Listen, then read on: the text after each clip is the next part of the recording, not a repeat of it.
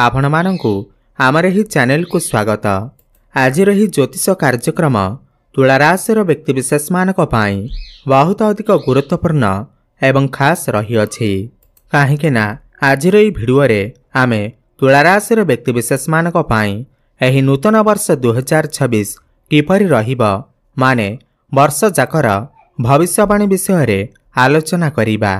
एही वर्ष 2026 रे ग्रह मानकर गोचर हिसाब से आपनकु केउ भली फल प्राप्ति हेबा एवं एही 2026 मसीह रे आपनकर जीवन रे कौन सब बड़ परिवर्तन हेबा एही समस्त विषय रे आज रे भिडियो रे विस्तार भाव में आलोचना करिबा।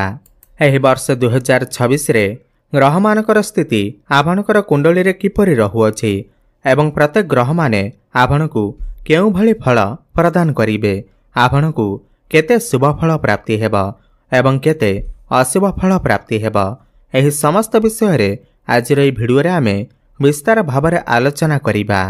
एहा पूर्वरु जदि आपनकर भी तुला राशि हुई थाए एवं आपण भी ईश्वर को सच्चा हृदय भक्ति करुथांती विश्वास करुथांती तेबे एही भिडियोटी को लाइक करी कमेंट बॉक्स रे जय शनिदेव जय माँ लक्ष्मी अवश्य लिखि दियंतु। भिडियो आरंभ करिबा पूर्वरु आपण माने गोटे कथा मन रखंतु, एही कार्यक्रम आपणकर जन्म राशि चंद्र राशि उपर आधारित। आपणकर जदि तुला राशि हुई थाए किंबा आपणकर जदि तुला लग्न भी हुई थाए आपण एही कार्यक्रमटी को देखि पारिबे। सर्वप्रथमे आमे जानि नेबा एही 2026 मसीह रे ग्रह मानकर गोचर किपरि रहुअछि। एहा पूर्वरु आपण माने समस्तकु एही नूतन वर्ष 2026 रा हार्दिक शुभेच्छा एवं शुभकामना। एही नूतन वर्ष रे आपणकर समस्त इच्छा अभिलाष पूर्ण हेउ, आपणकर जीवन सुखमय व्यतीत हेउ, मंगलकारक हेउ। जेहेतु आपणकर तुला राशि एवं आपणकर राशिर अधिपति हेउचंती शुक्र महाराज एवं शुक्र महाराज वर्ष आरंभरु आपणकर तृतीय भावर चलन करिवे एवं तांक सहित सूर्य एवं मंगल मध्य चलन करिवे। एहा सहित वर्ष आरंभरु राहु आपणकर पंचम रे रहिबे एवं शनि आपणकर षष्ठ भाव रे रहिबे एवं देवगुरु बृहस्पति देवता मानकर गुरु आपणकर भाग्य भाव रे माबे नवम भाव रे विराजमान रहिबे। एहा सहित केतु आपणकर एकादश भाव रे रहिबे। देखंतु वर्ष आरंभरु आपणकर राशिर अधिपति शुक्र तृतीय भाव रे रहिबे, पुणी 22 दिन परे आपणकर चतुर्थ भाव को चलन करिवे, पुणी 22 रु 25 दिन मध्यरे शुक्र आपणकर पंचम भाव को चलन करिवे। एहा सहित एही 2026 वर्षटी हेउछि सूर्यंकर वर्ष। सूर्य आपणकर वर्ष आरंभरु तृतीय रे रहिबे एवं जनवरी 14 परे मकर संक्रांति परे आपणकर चतुर्थ भाव को चलन करिवे, पुणी एहा परे आपणकर पंचम भाव को चलन करिवे। पूर्वरु राहु आपणकर पंचम रे अछंती एवं वर्ष सारा राहु आपणकर पंचम भाव रे शिक्षार भाव रे प्रेमर भाव रे विराजमान रहिबे डिसेंबर 5 पर्यंत। तो पंचम भाव आपणकर शिक्षा क्षेत्र प्रेम जीवन संतानर भाव होई थाए। आमे भिडियोर आगुकु शिक्षा स्वास्थ्य क्यारियर भाग्य सबकिछि विषय विस्तार भाव में आलोचना करिबा। सबुठार बड़ कथा हेउछि राहु आपणकर वर्ष सारा पंचम भाव में रहिबे एवं पंचम भाव हेउछि आपणकर प्रेम जीवनर भाव। जेहेतु राहु आपणकर पंचम रे रहिबे तेणु आपण आपणकर प्रेम संपर्क उपरे टिके सतर्क रहिबाकु पड़िबा। पूर्वरु जदि आपण काहा सहित भी प्रेम संपर्क रे अछंती किंबा एही वर्ष जदि आपण काहा सहित भी संपर्क रे आसंती तेबे मन रखिबे सेथिरे सतर्कता रहिबार बहुत अधिक आवश्यकता रहिअछि। पंचम भाव हेउछि आपणकर प्रेमर भाव। राहुर काम हेउछि हठात आपणकर संपर्क रे फाट सृष्टि करिबा, हठात आपणकर मन रे द्वंद्व सृष्टि करिबा।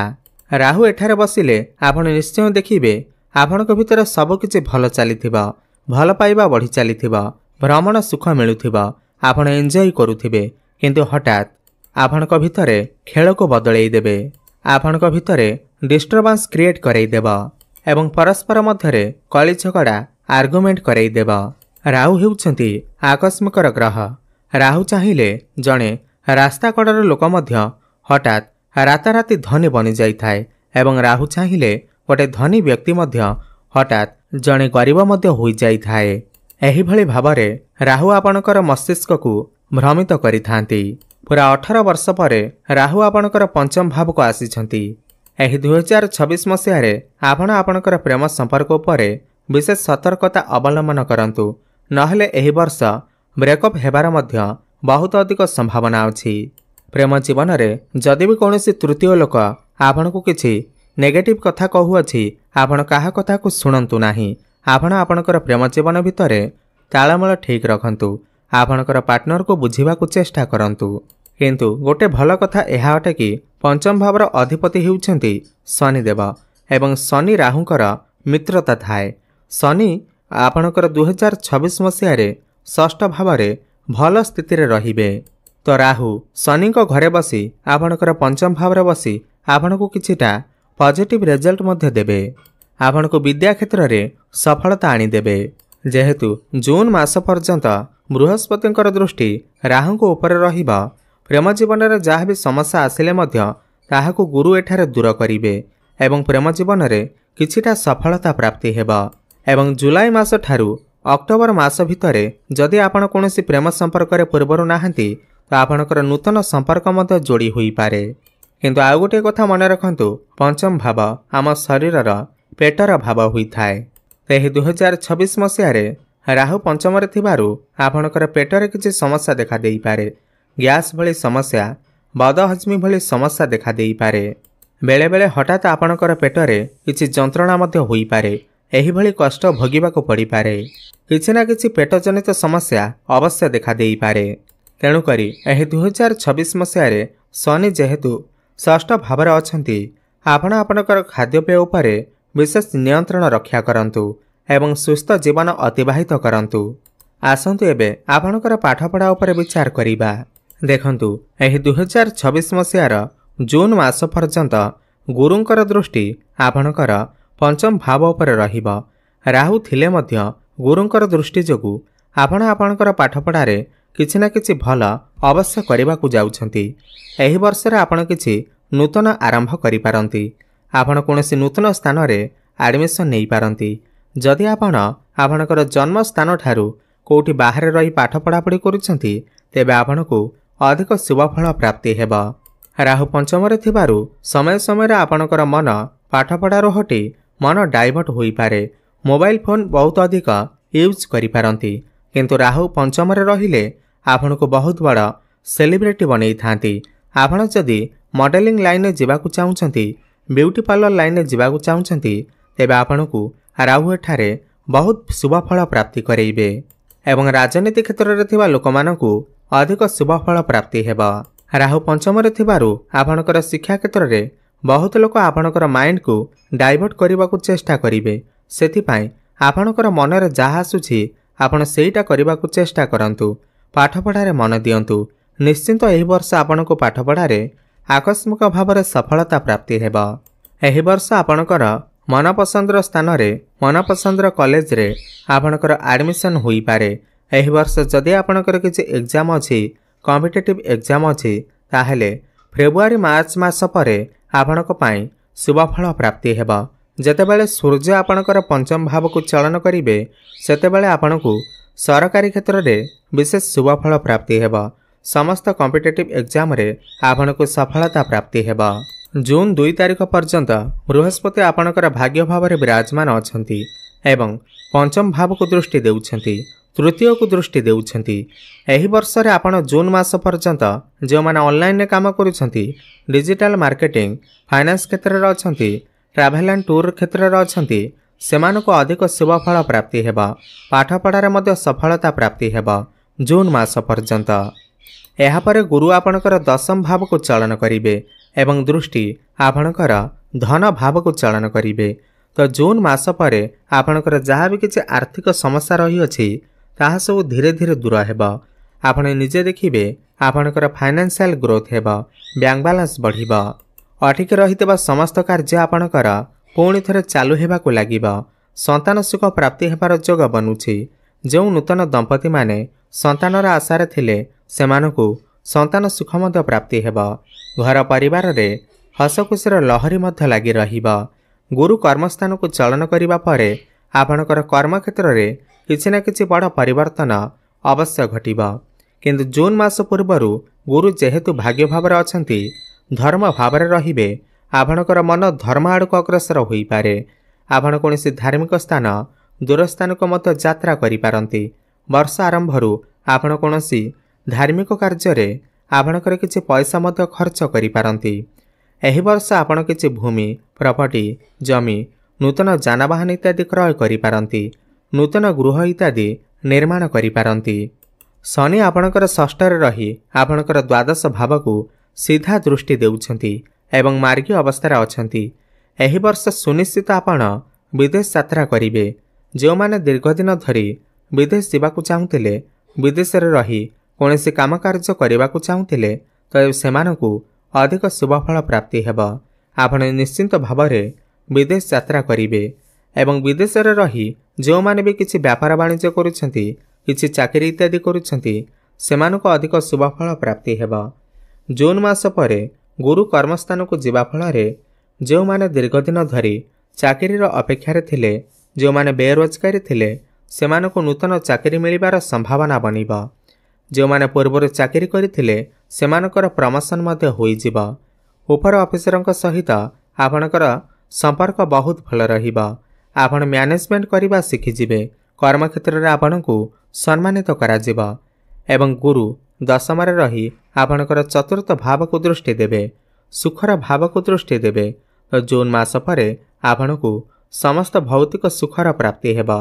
माँकर स्वास्थ्य जदि किसी समस्या रही ताहा सब दूर हेबा।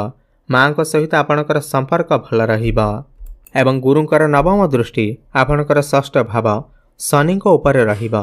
पूर्वर जदि आपण किछि ऋण करज नैथिले करजर मायाजाल रे फसी रहिथिले तो समस्त करज ऋणरू आपण को मुक्ति मिलिबा।